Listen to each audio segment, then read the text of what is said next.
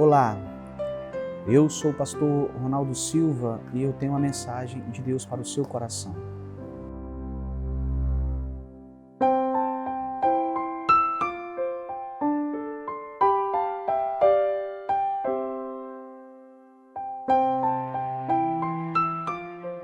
Eu quero ler com você o que Paulo escreveu na sua primeira carta aos Coríntios, capítulo 2, os versículos de 1 a 5, que diz assim: Eu, irmãos, quando fui ter convosco, anunciando-vos o testemunho de Deus, não fiz com ostentação de linguagem ou de sabedoria, porque decidi nada saber entre vós, senão a Jesus Cristo e esse crucificado. E foi em fraqueza, temor e grande tremor que eu estive entre vós. A minha palavra e a minha pregação não consistiram em linguagem persuasiva de sabedoria, mas em demonstração do Espírito e de poder, para que a vossa fé não se apoiasse em sabedoria humana, e sim no poder de Deus. Nós temos aqui Paulo escrevendo à igreja de Corinto, que está vivendo o seguinte contexto: o Evangelho de Cristo estava sob grave ameaça. O Evangelho presente na igreja já era um Evangelho misturado, onde os crentes queriam viver a vida cristã, alguns crentes queriam viver a vida cristã, mas ao mesmo tempo não queriam abandonar as velhas práticas pecaminosas.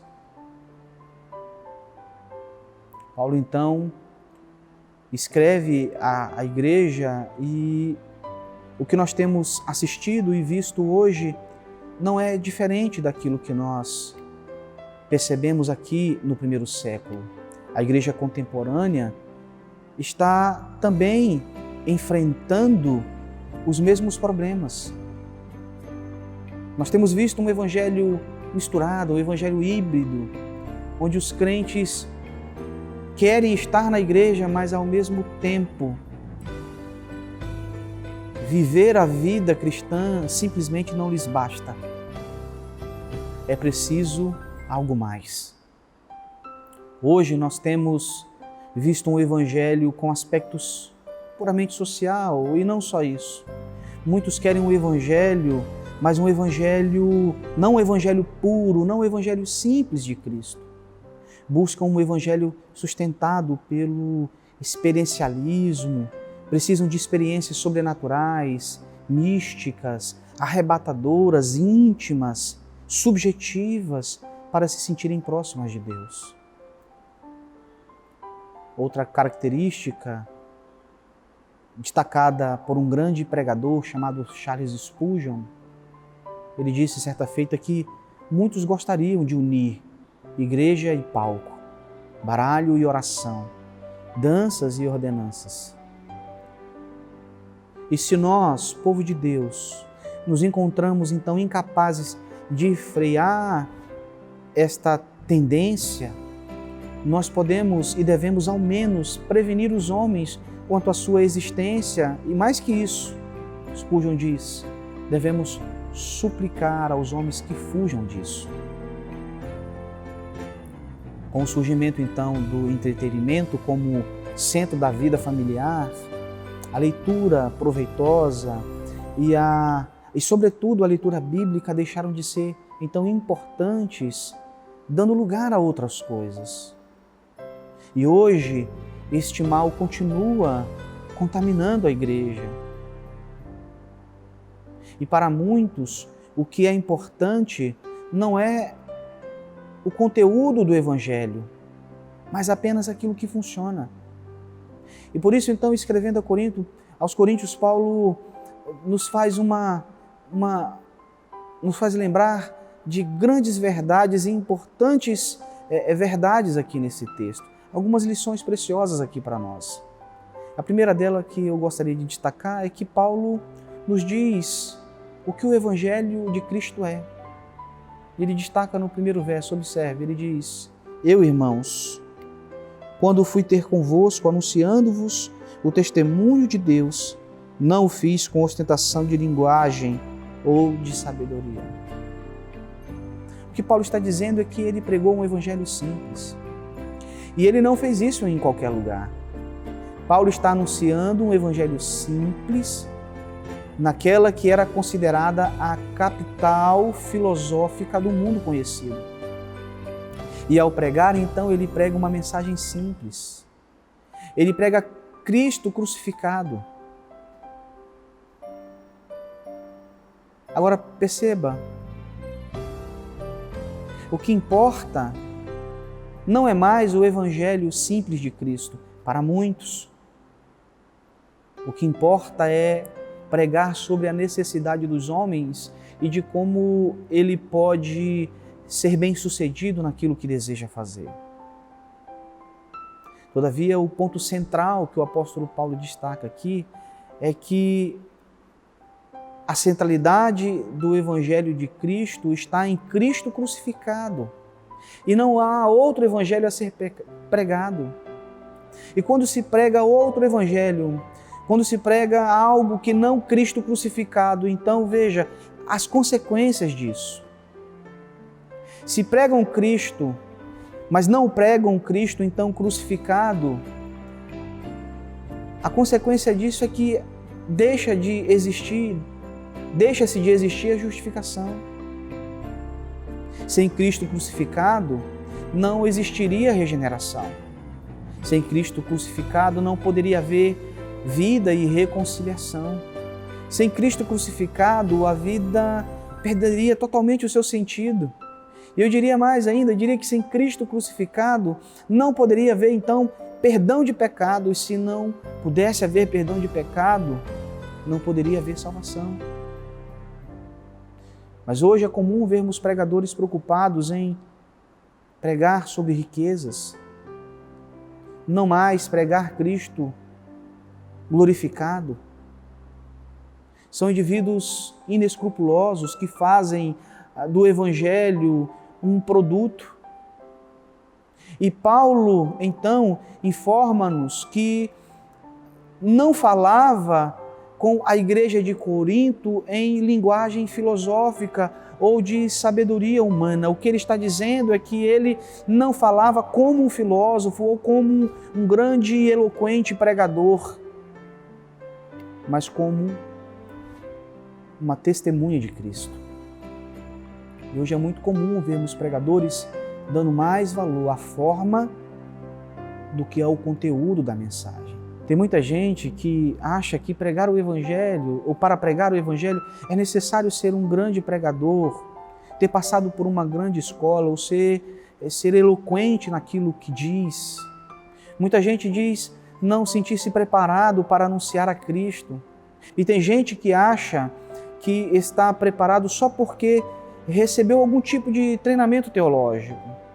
Todavia, Paulo é enfático ao destacar que sua palavra e a sua pregação não consistia em linguagem persuasiva de sabedoria, mas em demonstração do Espírito e de poder. Ele destaca no verso 4, a minha palavra e a minha pregação não consistiam em linguagem persuasiva de sabedoria, mas de demonstração do Espírito e de poder. A pergunta que nós devemos fazer é: que demonstração do Espírito é essa a que Paulo está se referindo? Pois bem, há uma história que eu quero contar a vocês para demonstrar como Paulo destaca essa verdade para nós. Conta-se a história de um homem que havia sido renegado por seus amigos e familiares por ter se deixado dominar pelo álcool. Tornou-se um alcoólatra, um alcoolista. Mas depois de um tempo ele foi alcançado por Cristo. E no seu trabalho, os seus colegas, sabendo que ele havia tido um encontro com Cristo, então questionavam a ele dizendo: certamente você não crê nesses relatos que a Bíblia diz. Um homem sensato como você não pode crer, por exemplo, que Jesus Cristo converteu de fato água em vinho. Esse homem, então transformado, respondeu aos seus amigos: não sei se o fez ou não, mas o que eu sei é que em minha casa, na minha própria casa, ouvi converter álcool em móveis, ouvi transformar um ambiente de ódio em amor, ouvi transformar um ambiente de guerra em um ambiente de paz. O fato é que ninguém pode discutir ou contra-argumentar contra a prova de uma vida transformada. A nossa fraqueza, ela reside em que muitas vezes tentamos converter os homens sobre o cristianismo com palavras persuasivas, em lugar de demonstrar a eles a Cristo e o que Cristo fez em nossa própria vida. Achamos que precisamos de algo mais, quando na verdade a única coisa que precisamos é fazer e contar às pessoas aquilo que Cristo fez na nossa própria vida. Achamos que nós precisamos de algo mais, quando na verdade a única coisa que nós precisamos fazer é contar às pessoas o que Cristo fez na minha vida e na sua vida. Mas é necessário lembrar de uma coisa: nós só podemos anunciar a Cristo se verdadeiramente experimentamos esta transformação. Falar de paz, quando eu insisto na guerra, em viver em guerra. Falar de amor, quando eu insisto em viver um ambiente de ódio, odiando pessoas. Não dá para falar de reconciliação se eu insisto na separação. Portanto, é preciso saber que para falar do amor de Deus, do amor de Cristo, nós precisamos verdadeiramente experimentar desse amor. Então veja se você vive assim. E se você é uma pessoa que insiste na guerra e não na paz, no ódio e não no amor, então não há mensagem alguma que você possa anunciar. Então observe que se você é uma pessoa que insiste no ódio ao invés da paz, se você prefere a amargura e não o perdão, se você prefere o ódio e não o amor, então não há mensagem alguma que você possa anunciar. E se você insiste em fazê-lo, sua mensagem não passará de palavras e de filosofias humanas, de filosofias humanistas. Todavia, meu querido irmão, minha querida irmã, se você realmente foi alcançado por Cristo, então há muito o que se dizer, há muito a ser pregado. Mas lembre-se, a mensagem do Evangelho é simples. Diga apenas aquilo que Cristo fez em sua vida e não terá mensagem mais poderosa e mais eficaz do que esta. Diga às pessoas que hoje você é quem é, porque Cristo morreu na cruz em seu favor e assim você foi transformado.